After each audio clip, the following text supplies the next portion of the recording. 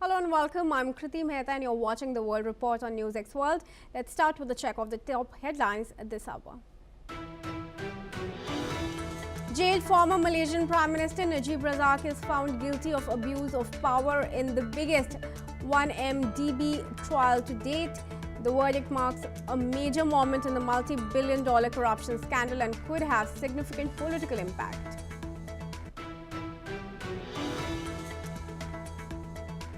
South Korea's investigation into the Jeju air crash that killed 179 people is set to miss its one-year deadline for a progress report. Officials say families are still waiting for answers as they continue to demand clarity on what went wrong.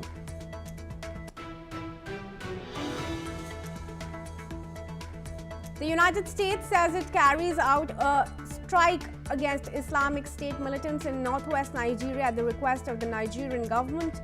President Donald Trump and the U.S. military say the group is accused of targeting Christians in the region.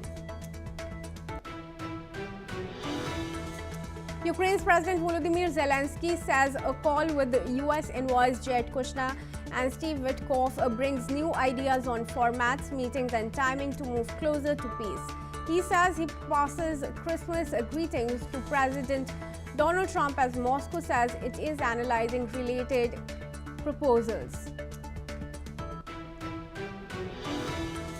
Meanwhile, Ukraine's Zelensky also says he expects to meet Donald Trump in the near future. He says the planned meeting aims to advance discussions on ending the war.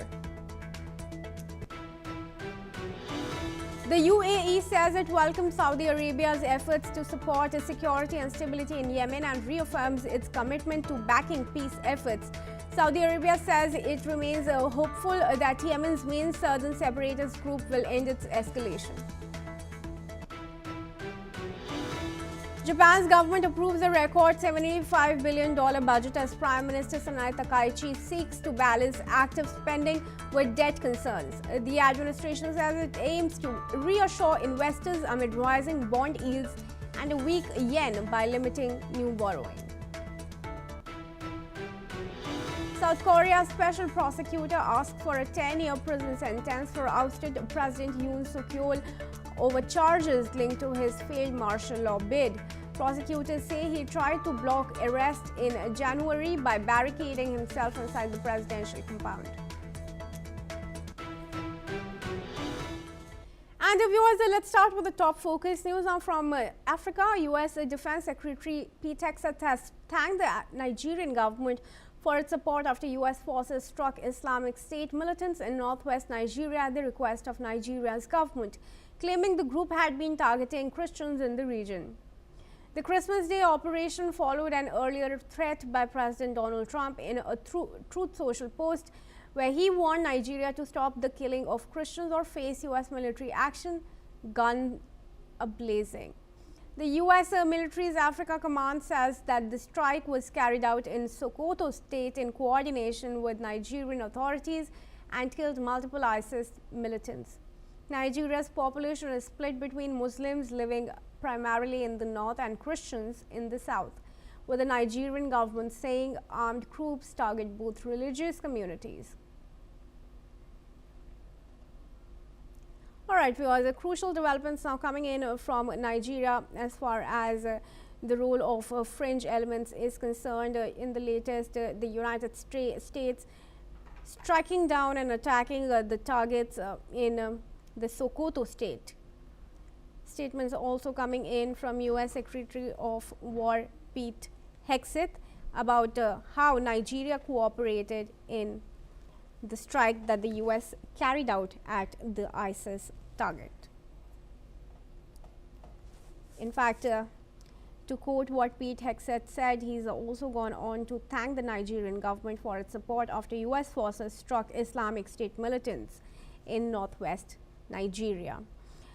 Joining me now in this discussion is Ayanuga Olengbengapol, who is a public affairs analyst, and he joins us from Lagos in Nigeria itself.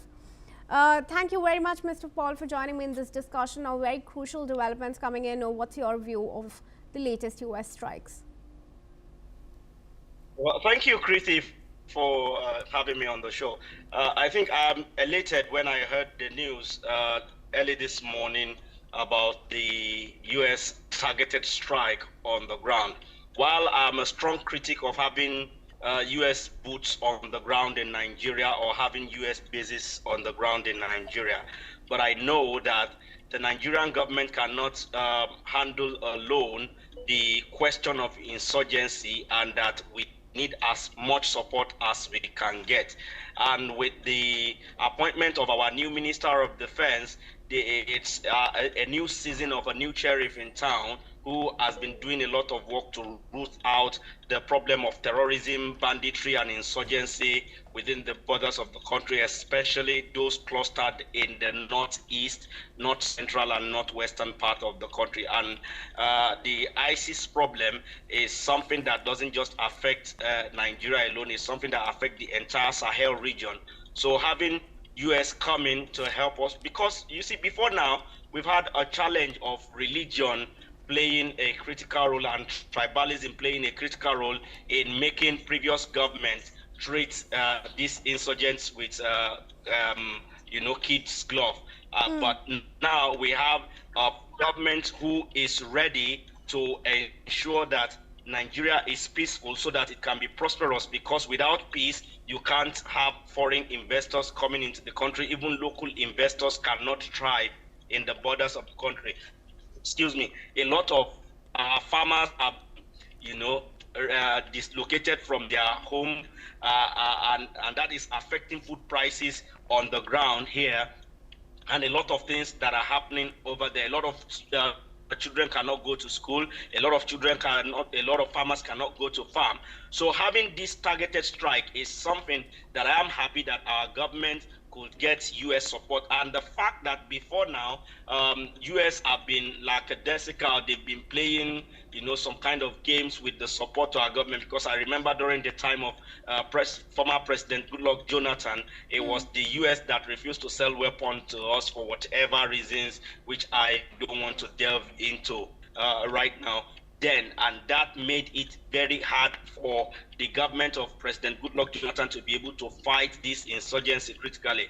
Now that our new president, Bola Ahmed Tinubu, is able to play his politics well, understand his game well, such that he could be able to, when these whole issues started with US designating us as a country of particular concern, people thought that, it was good bad for the president and for the government that we have on ground, but the president was able to use the tool of diplomacy properly to channel the energy in something that will be productive for them, and it is part of the result that we are seeing with this now. Now, except for bandits and terrorist sympathizers, the general view on the ground is a lot of Nigerians are happy with this strike. They are so glad. They want to see more of it, because everybody is insurgency today, insurgency tomorrow. We want to see it rooted out so that people can go back to their farms, children can go back to their school, and we can have foreign investors come into the country. But Mr. Paul, would you say that one strike is enough to weed out all the fringe elements that are operating in Nigeria? Well, I don't think it's a one strike. I think it's a continuous process. They just announced the first of many that's going to happen. And I know that this is going to force a lot of the insurgents to seek for truce, to, seek for peace. All right. Well, thank you very much for now, Mr. Paul, for joining me in this discussion and giving your perspective. With that, viewers, we're now going to move ahead to news now coming in from Iran. Iran says it has seized a foreign oil tanker in the Gulf near the island of Qashem. Local media reports that the vessel was carrying 4 million liters of what Iran calls smuggled fuel. Authorities have not named the tanker or disclosed its nationality. 16 foreign crew members have been detained on criminal charges. The move follows another tanker seizure last week in the Gulf of Oman, also linked to fuel smuggling. Iran says low domestic fuel prices and subsidies have driven widespread smuggling by land and sea, and it is stepping up enforcement. And I now wish to welcome Mohammed Osman, who is an international relations expert, and he joins us from Cairo. Thank you very much, Osman, for joining me in this discussion. Do you have any more details than what we have on this oil tanker that's been seized? Who were the people on board? Which nations are they coming from? Where was it traveling to, and where did it come from? Thank you for having me, Kriti. Always a pleasure to be with you.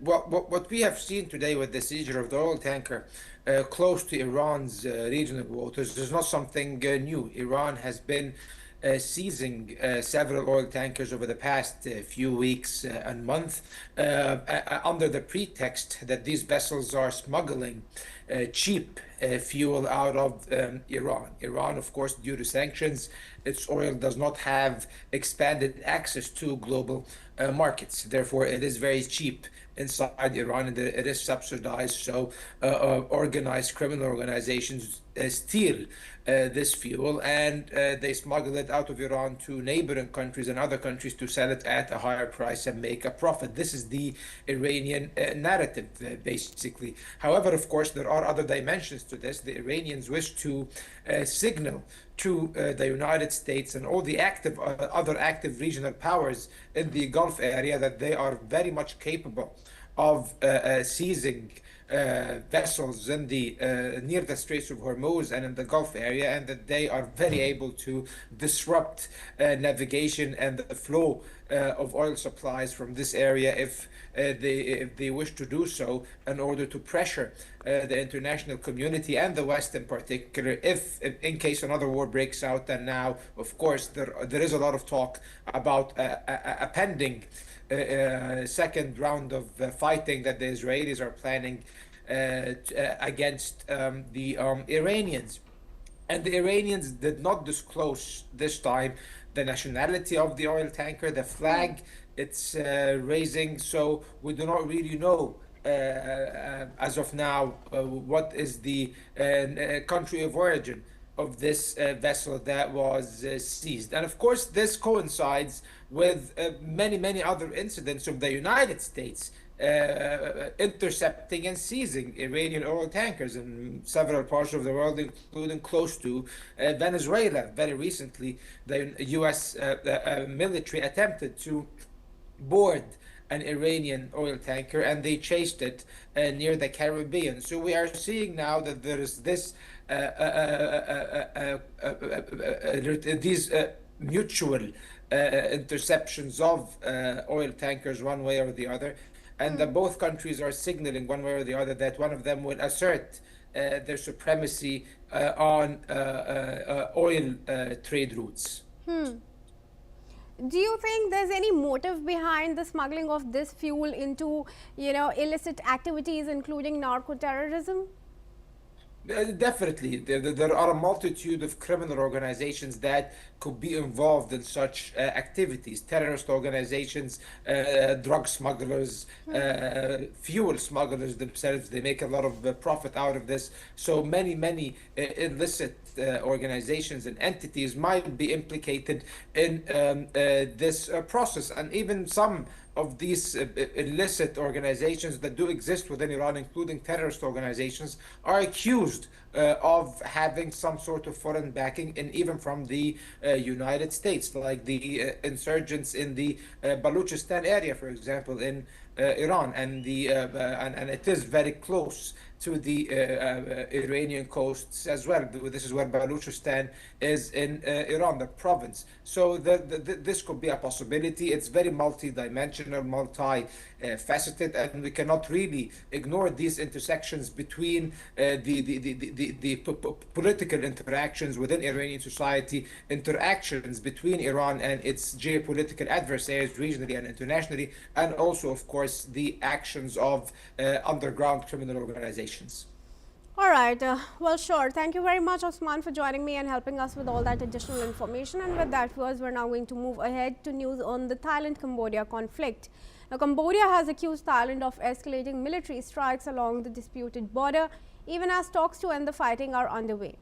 Cambodia's defense ministry says Thai F-16 fighter jets carried out heavy bombardment on Friday morning, dropping up to 40 bombs on areas near Chokche village in Bante Mianche province.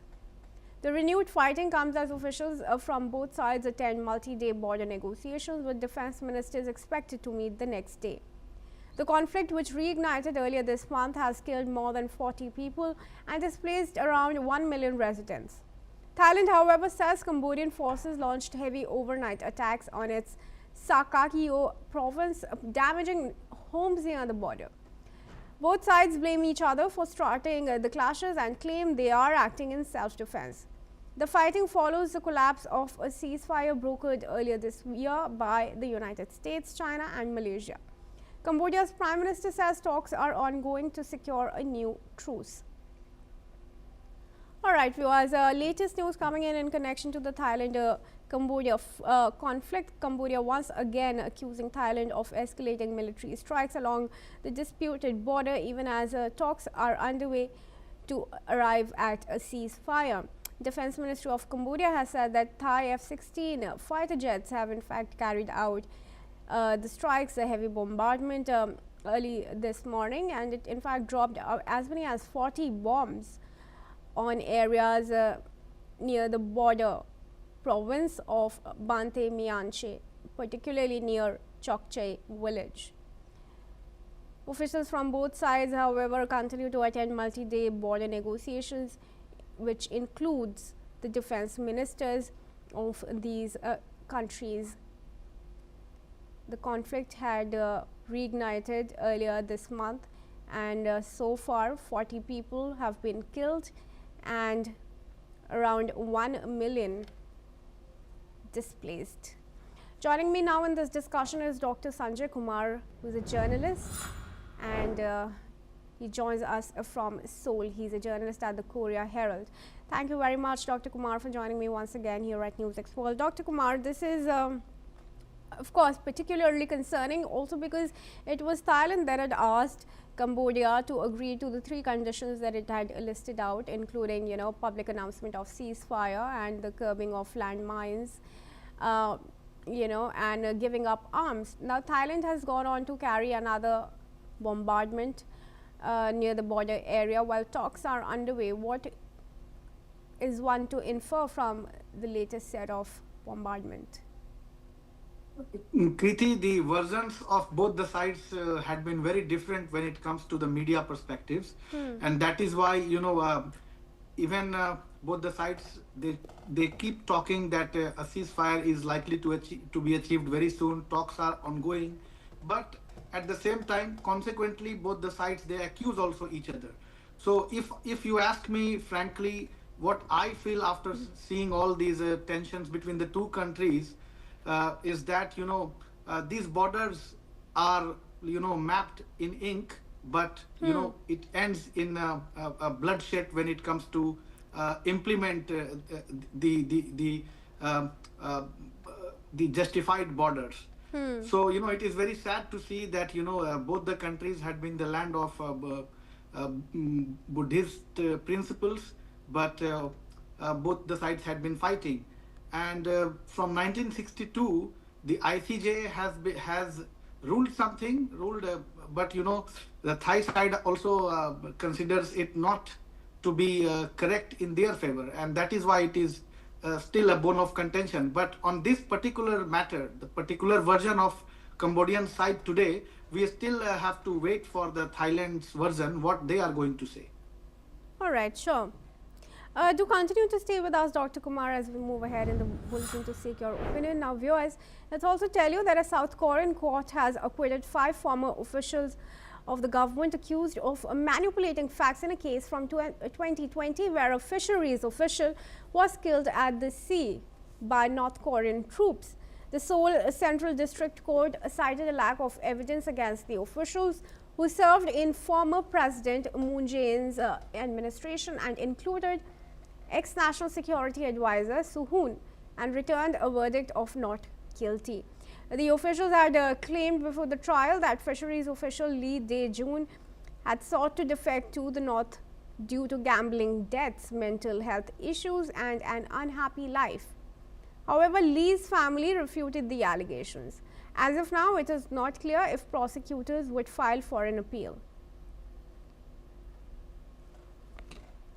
And now moving ahead, South Korea prosecutors indict 10 people for allegedly leaking advanced memory chip technology to a Chinese chip maker, Changshan Memory Technologies, which helped China advance its artificial intelligence hardware.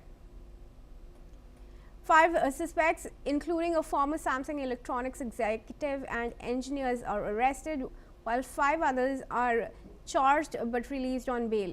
They are currently facing charges under South Korea's Industrial Technology Protection Law. A former Samsung researcher reportedly copied hundreds of steps of Samsung's DRAM manufacturing process before leaving to join Changshan Memory Technologies. The handwritten notes include all the key information were later used to rebuild CXMT's manufacturing flow. Authorities have also said that CXMT obtained additional DRAM technology from SK Hynix, speeding up its development. The leaked technology involves 10 nanometer DRAM, which Samsung spends 1.6 trillion won developing.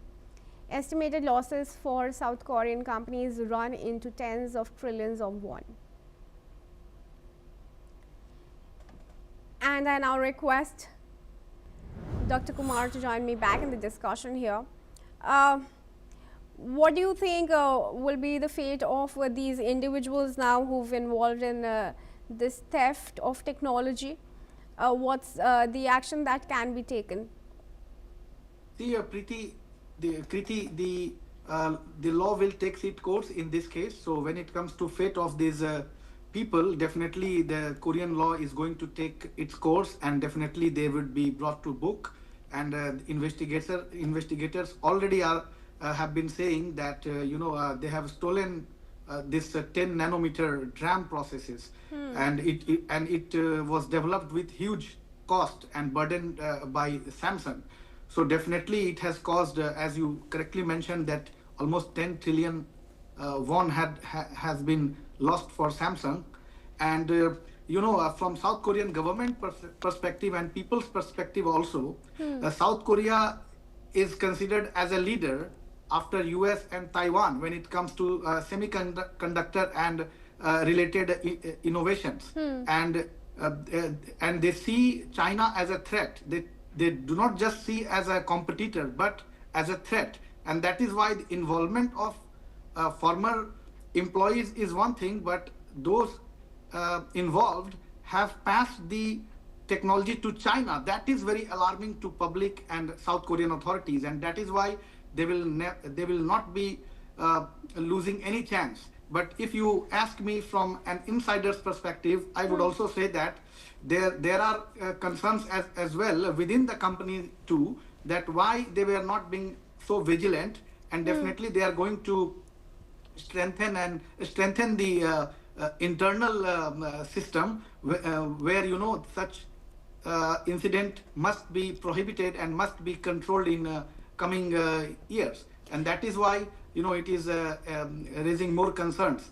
And in Korea, we often say that even if you enter a tiger's den, you will survive, but you will have to be about you, which means that you have to be vigilant. So somewhere down the line, in this case, the Samsung authorities also oversaw it, and that is why they are facing this huge crisis and a breach of contract, we can say, because the former employee of Samsung, he has not respected the intellectual property rights. As far as I know, even personal mobile phones are not allowed to be carried inside Samsung premises. So there's of course questions going to be raised as to how this technological transfer was possible, firstly, and then secondly, there's also insufficient evidence to clearly say that these individuals were indeed trying to defect to North. Defect to North, there are rumors about it, but they are not going to defect on such things, and especially unless the outcome comes that especially they had been going, or if a very strong evidence comes out, that would be very unjust to conclude. But yes, as you correctly pointed that for Samsung also it is very alarming, and definitely like mobile phones are not allowed, there are some other internal procedures also that has been expanded and it is being implemented well in Samsung, because I also have some friends in Samsung who do say about these things. Yeah, indeed. But anyway, thank you for now for joining us and helping us with that information. And with that, viewers, we are now going to proceed. In fact, unfortunately, that's all the time we have in this bulletin. But keep watching NewsX World for more news updates from around the world.